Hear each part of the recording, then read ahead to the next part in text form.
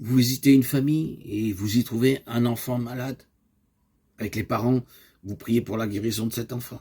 Quoique vous sachiez très bien que Dieu n'est pas glorifié dans cette maison.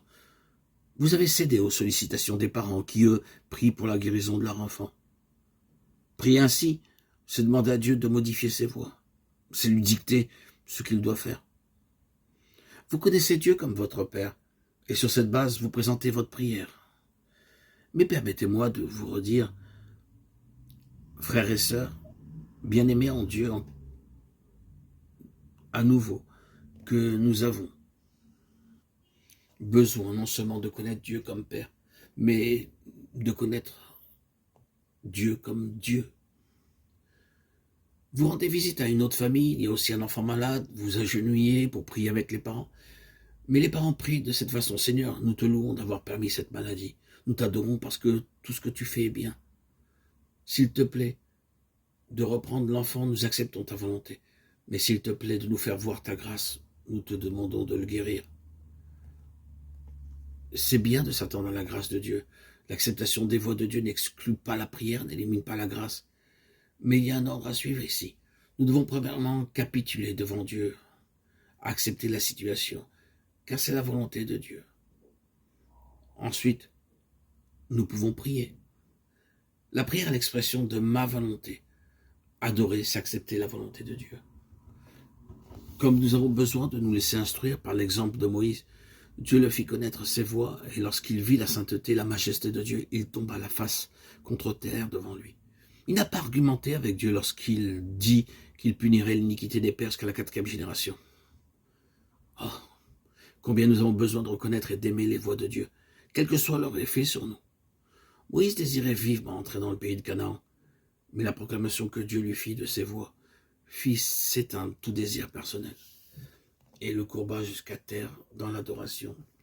Frères et sœurs bien-aimés en Christ, nous ne devons pas seulement apprendre à accepter la volonté de Dieu et faire son œuvre, nous devons aussi apprendre à aimer ses voies, trouvant notre plaisir dans tout ce qu'il fait pour son bon plaisir.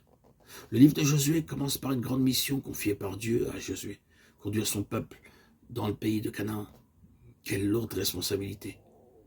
Moïse, ce serviteur de Dieu âgé, était mort, et il en était de même d'Aaron. Et c'est ce jeune homme maintenant qui doit affronter cette tâche prodigieuse. Quel sentiment a-t-il dû éprouver? Si Moïse, avec ses longues années d'expérience, n'avait pas pu introduire le peuple dans le pays de la promesse, quel espoir y avait-il pour un homme aussi jeune que Josué? Comment pourrait-il tenir tête aux 7 nations qui habitaient le pays et dont chacune représentait un redoutable adversaire? Comment pourrait-il conduire un peuple comme le peuple d'Israël avec leur crainte de la mort et leur constante récrimination? Confronté à un tel défi, vous étonnez-vous qu'il était presque accablé? C'est à ce moment-là qu'il eut une vision. Un homme avec une épée lui apparut. Ne le reconnaissant pas, il lui demanda: « Es-tu des nôtres ou de nos ennemis ?» Josué 5,13. L'homme répondit sans équivoque: « Non. » Il n'était ni pour un côté ni pour l'autre, il était venu pour une seule chose. « Je suis le chef de l'armée de l'Éternel.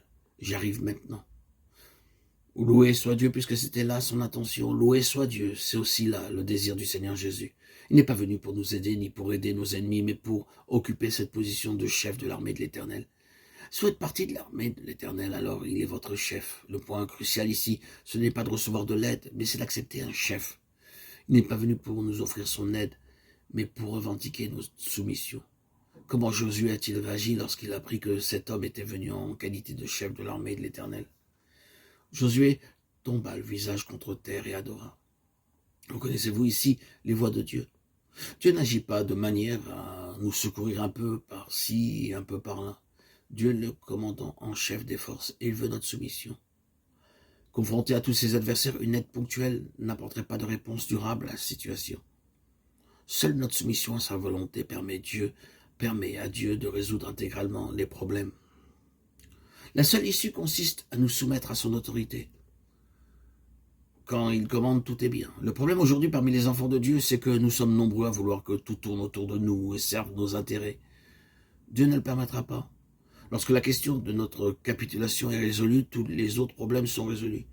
Vous ne connaissez pas Dieu si vous pensez qu'il peut occuper une position de subordonné dans le conflit. Sa place est à la tête et la nôtre dans la soumission. Quand vous serez dans cette position sous son autorité, vous saurez ce que signifie l'adoration et vous saurez ce que représente une épée nue, brandie en votre faveur.